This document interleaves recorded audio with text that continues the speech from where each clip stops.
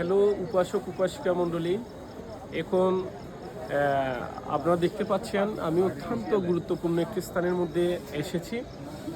সেই পূর্ব উল্লেখিত সপ্ত মহাস্থানের মধ্যে যে পঞ্চম মহাস্থান, এখানে লেখা আছে আজাপালাঞ্চা, অর্থাৎ অজপাল।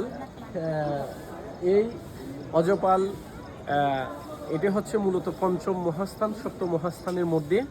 এখানে মহামতি বুদ্ধত্ব লাভ করার পর ৪৯ দিনের মধ্যে 7 দিন তিনি অবস্থান করেছিলেন এবং অবস্থান করে তিনি এখানে ধ্যান করেছিলেন, নিজেকে কঠিন সেই ধ্যানে নিমগ্ন রেখেছিলেন।